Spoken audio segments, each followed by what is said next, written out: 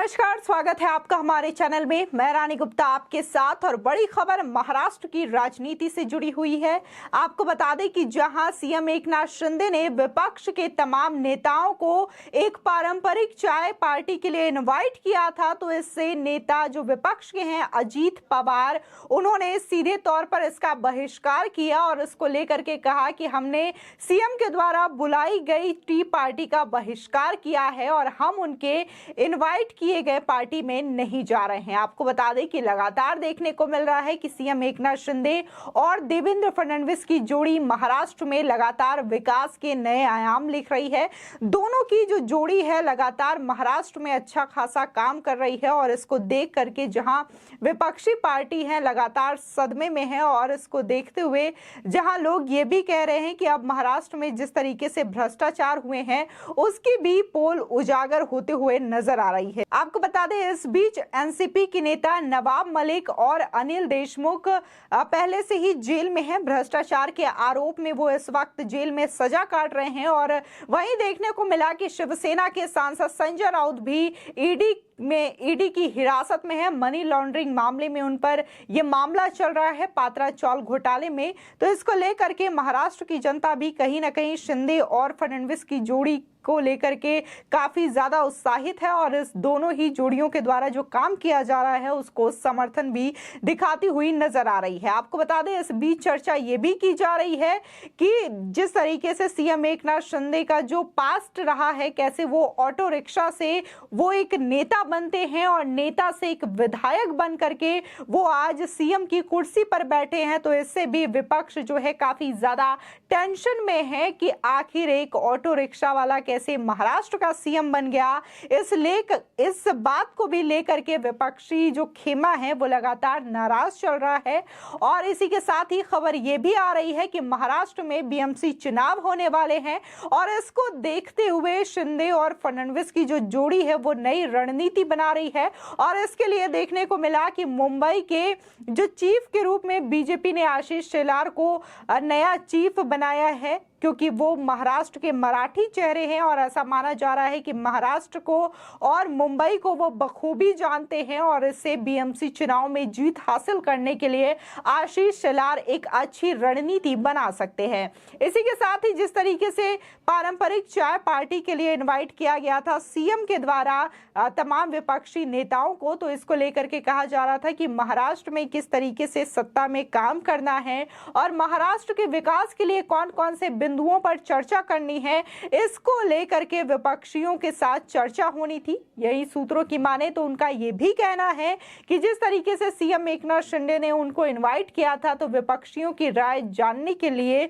कि और क्या चीजें महाराष्ट्र के विकास में की जा सकती है, इसको लेकर के भी चर्चा होनी थी। लेकिन जिस तरीके से यह बहिष्कार किया गया है वो एनसीपी के खुन्नस को दर्शाता है, इसी के साथ ही विपक्षियों की उस टेंशन को दर्शाता है जो कि महाराष्ट्र में सीएम एकनाथ शिंदे और बीजेपी समर्थित जो सरकार बनी है उससे लेकर के जो नाराजगी है एनसीपी और शिवसेना और तमाम विपक्षी पार्टियों की, उसको सीधे तौर पर दर्शाती हुई नजर आ रही है। आपको बता दें कि मीडिया से बात करते हुए महाराष्ट्र के विपक्ष नेता अजीत पवार ने कहा कि सीएम के द्वारा पारंपरिक चाय पार्टी के लिए हमें इनवाइट किया गया था, लेकिन विपक्ष ने उनके इस इनविटेशन को खारिज कर दिया है, बहिष्कार कर दिया है। आपको बता दें कि इससे पहले भी जो अजीत पवार हैं एनसीपी के नेता हैं, शरद पवार के भतीजे हैं और कहीं ना कहीं अपने बयानों को लेकर भी चर्चाओं में रहते हैं। जिस तरीके से देखा गया था कि मंत्रिमंडल का गठन नहीं हुआ था शिंदे सरकार में, तो इसको लेकर के भी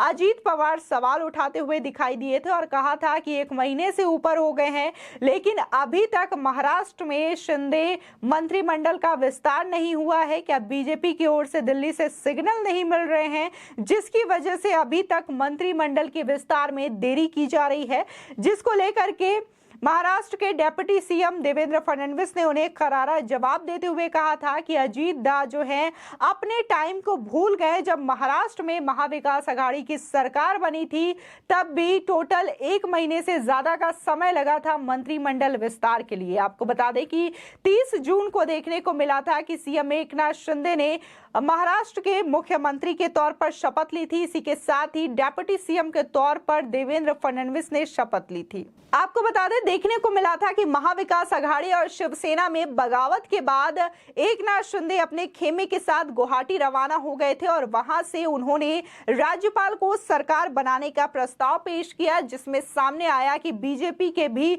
जो समर्थन है वो एकनाथ शिंदे गुट को मिलेगा। जिसके बाद देखने को मिला कि वो गुवाहाटी से महाराष्ट्र आते हैं। महाराष्ट्र में राज्यपाल को ये जो प्रस्ताव है सरकार बनाने का वो पेश करते हैं, जिसके बाद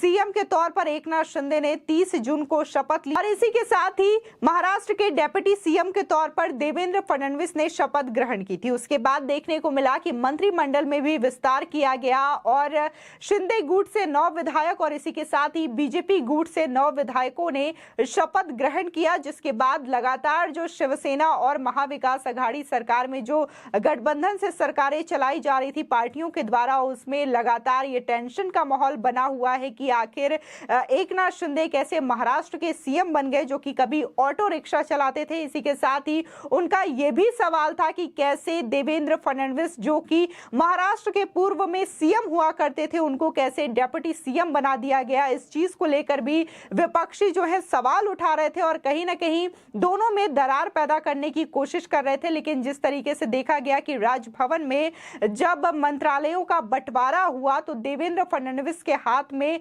गृह विभाग और इसी के साथ ही फाइनेंस डिपार्टमेंट आया, जिससे कि विपक्षियों को जवाब मिल गया। इसी के साथ ही जो आज अजीत पवार ने मीडिया को बयान दिया कि सीएम के द्वारा उन्हें चाय पर इनवाइट किया गया था, उसको उन्होंने बहिष्कार कर दिया। इसी के साथ ही जो विपक्ष के नेता हैं वो भी इस पार्टी में नहीं जा रहे हैं। कहीं ना कहीं सूत्रों के हवाले से यह भी खबर आ रही है कि इस चाय पार्टी के जरिए सीएम एकनाथ शिंदे महाराष्ट्र के विकास और इसी के साथ ही विपक्षियों की राय जानना चाहते थे कि आने वाले समय में और भी क्या चीजें महाराष्ट्र के हित में की जा सकती है, जनता की क्या ओपिनियन है और इसी के साथ ही सत्ता पक्ष में बैठी सरकार और विपक्ष में बैठे नेताओं के साथ एक सामंजस्य स्थापित किया जा सके। इस वजह से सीएम एकनाथ शिंदे ये बैठक करना चाहते थे, लेकिन जिस तरीके से अजीत पवार ने इसको खारिज किया है तो इसको लेकर भी लोग सवाल उठा रहे हैं और ये कह रहे हैं कि ये बहुत ही ओझी राजनीति है, जिस वजह से उन्होंने सीएम के द्वारा किए गए इनविटेशन को खारिज कर दिया, इसका बहिष्कार कर दिया।